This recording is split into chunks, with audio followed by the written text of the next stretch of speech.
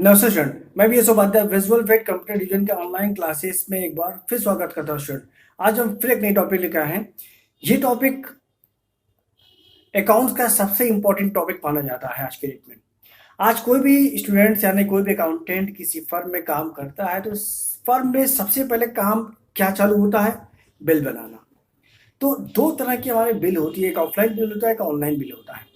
तो online bill जिसे हम कहते हैं ईवे बिल। तो स्टूडेंट आज हम जानेंगे ईवे बिल क्या है और इसे मेंटेन करने के लिए क्या क्या रूल फॉलो करना चाहिए। तो चलिए स्टूडेंट स्टार्ट करते हैं। What is the e way bill?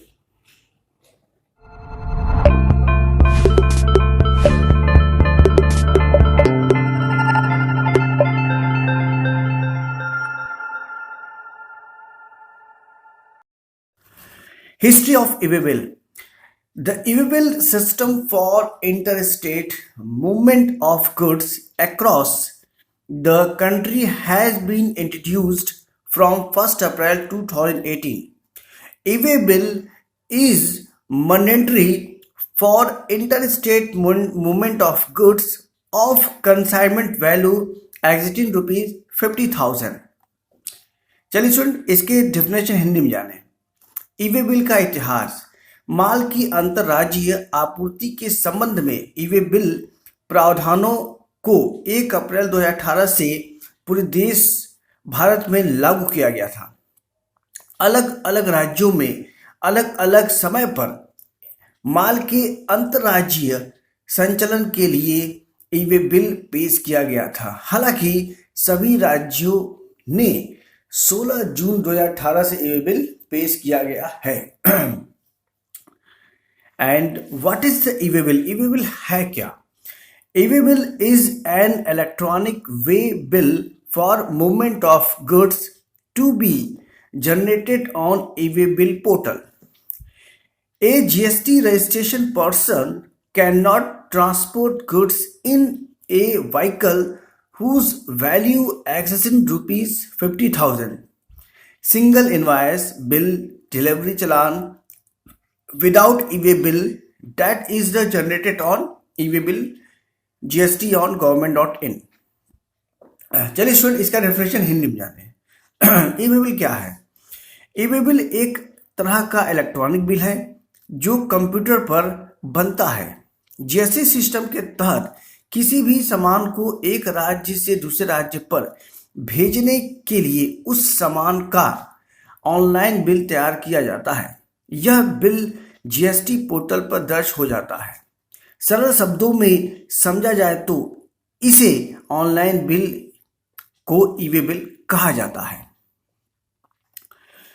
When should e-way bill be issue?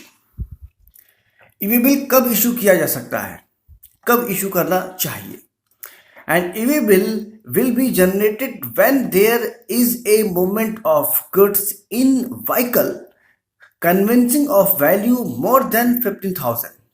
Either is the invoice in aggregate of all invoices in value convincing. First, and related to the supply.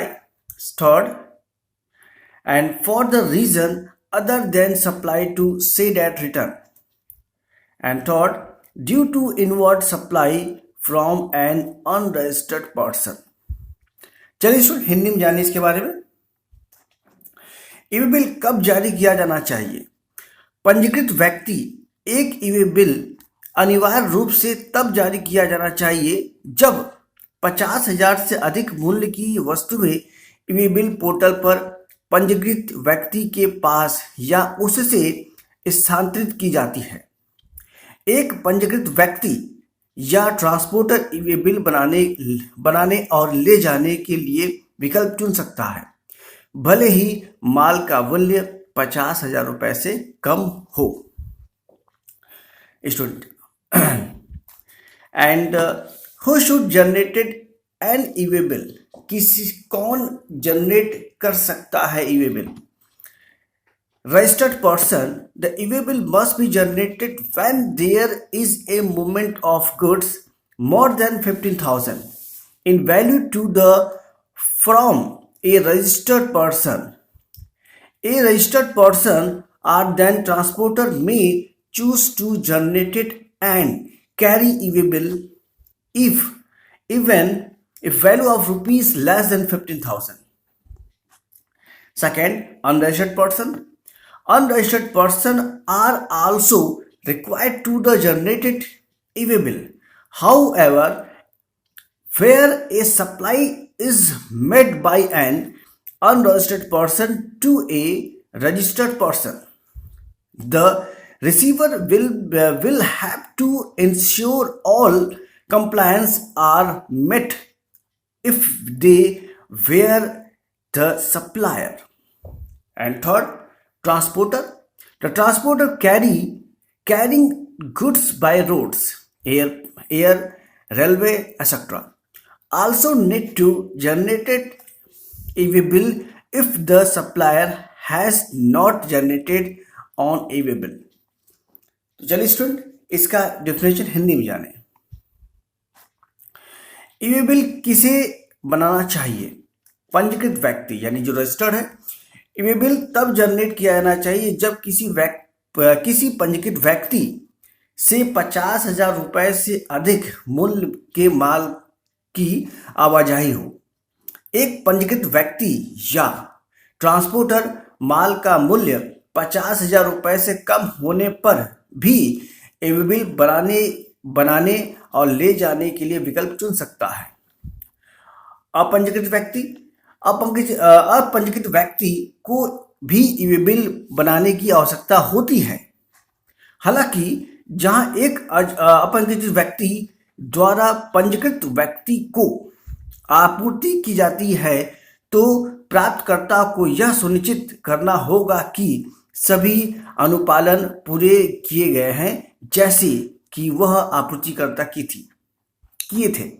And transporter सड़क, वायु, rail आदि द्वारा माल ले जाने वाले ट्रांसपोर्टरों को भी ईवी बिल जनरेट करने की आवश्यकता होती है यदि आपूर्तिकर्ता ने ईवी बिल जनरेट नहीं किया गया है तो।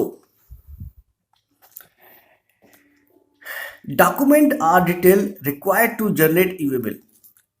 ईवी बिल बनाने के लिए क्या क्या डॉक्यूमेंट्स मैंडेटरी है?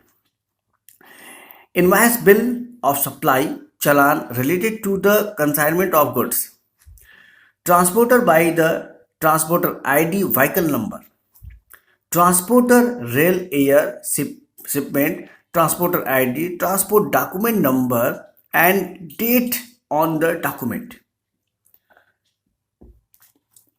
Validity of EV bill. E way bill की लिमिट डेट कितनी होती है, यानी किसी भी ईवी बिल को बनाने के बाद कितने दिनों में कैंसिल कर सकते हैं? Less than 100 kilometre. अगर 100 किलोमीटर के अंदर अगर आप ईवी बिल जनरेट किए हैं तो उसकी वैलिडिटी मात्र 1 दिन की होती है। 1 दिन के अंदर उसे आप कैंसिल भी कर सकते हैं। 1 दिन के बाद कैंसिल नहीं किया जा सकता है।